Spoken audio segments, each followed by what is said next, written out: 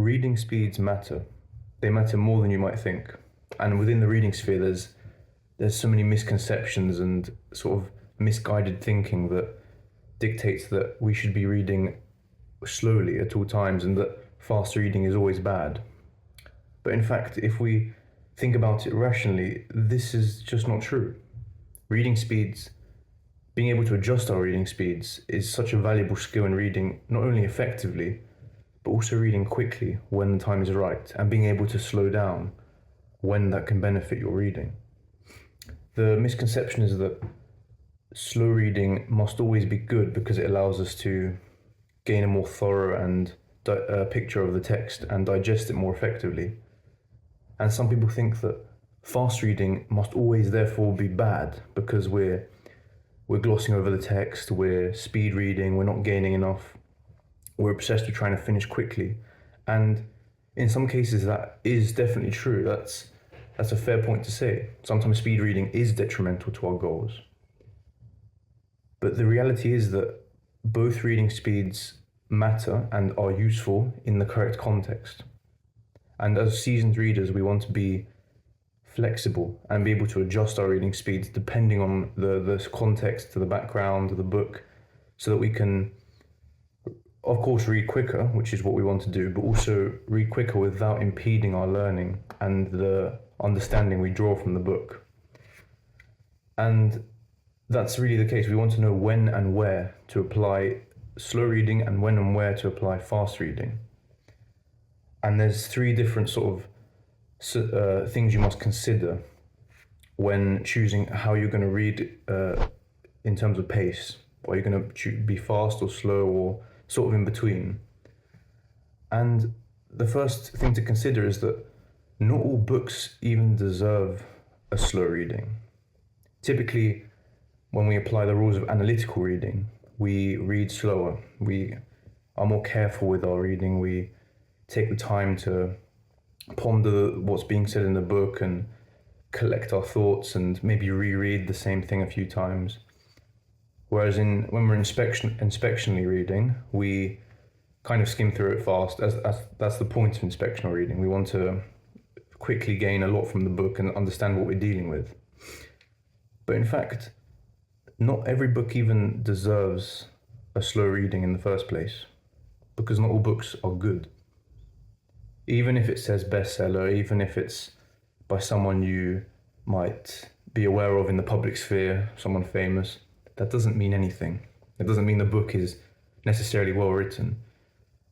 And if the book just doesn't offer the value or is written coherently and is all jumbled and messy and written with a resentment and bitterness, all these warning signs of a bad book, then you don't even need to apply the rules of analytical reading at all. You can just maybe inspect it and get what you need and then abandon it, because it's not good enough, it's not valuable enough to you to even deserve a more deeper reading. And of course, some books are written well, or rather some pieces of writing are written well, but just because of the nature of them, you don't need to read them quickly. And I'll use a good example here with newspapers.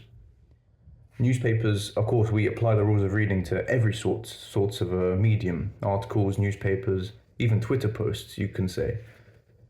But when we take a newspaper, the job of the newspaper is to convey a message, the news, as quickly and as concise, and in a concise fashion, as much of a concise fashion as possible, And in order to do that, we don't need to look deep in between the lines to see the hidden meaning or extract some wisdom from it or ask this, what's the significance of this story? Because the job of the newspaper is just to deliver us a message. What happened, what are the details, when, where, simple English. And there's not much analysis we need to do necessarily. And I say that generally, of course. So in that case, we can read quickly and still achieve the purpose of the reading, to learn the news. We don't need to do anything else. So in that case, reading fast is not only good, but it makes sense. It's what the author writes. The author of those articles expects us to read quickly, because why would we sit down there analysing an article? Whereas if we move to books such as philosophy is a great example, and I'm sure many of you have struggled with it in the past. But philosophy, of course, addresses life's biggest questions, and that's no easy task, right? That's a very complicated and multi-angled approach you have to take.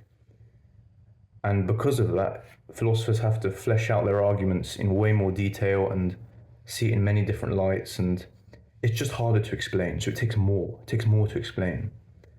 And as a result, the arguments to read it as a reader, it's more complicated, and we need to sometimes slow down and read between the lines. We need to really understand what's being said and kind of piece together what we know, make links to past sections in the book. And of course, that's difficult, much more difficult than reading what happened in a newspaper. And so in that case, we're going to be reading more slowly, and it makes sense. It's logical. If we read slowly if we read quickly in a philosophical book, we'll be lost. We might skip the point and just lose our understanding. Whereas some parts deserve a slow, careful, methodical reading. And the third thing to consider is that even within books that are meant to be read more slowly in general, and the books that are truly great books, like big parts of the Western canon, be it the Homeric epics or Dostoevsky or those types of books, they're excellent books. Even within those books, there are parts that we should read slowly versus parts that we should be more quick with.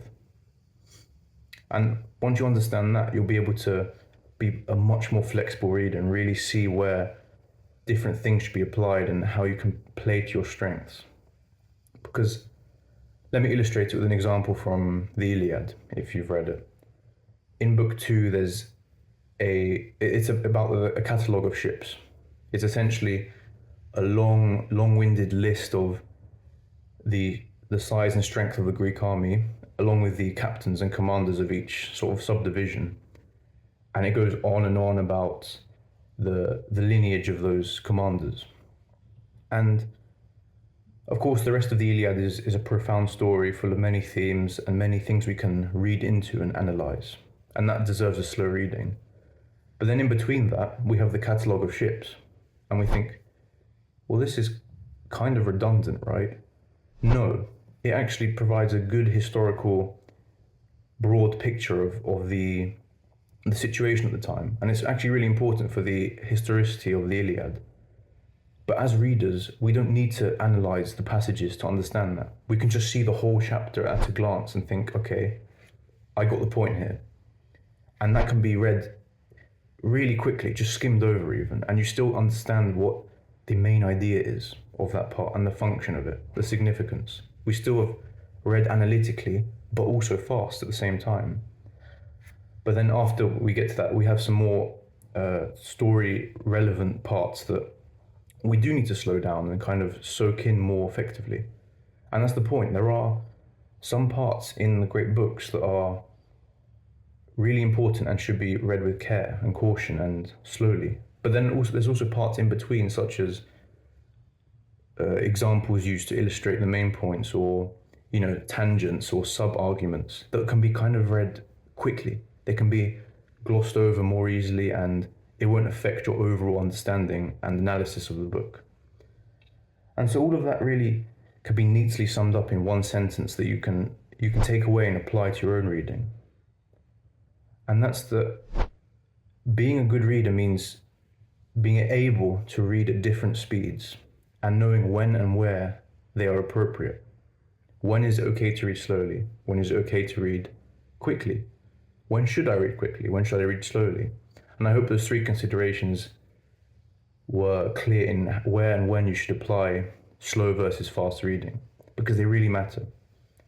And if you can do that effectively, then you can read more quickly, yes, but also not waste your time on parts that don't need an analysis, and reserve that time for the chunks in the book that are actually could really benefit you if you were to sit down and more thoroughly go through them. And I hope that idea helps you in your reading. Thank you.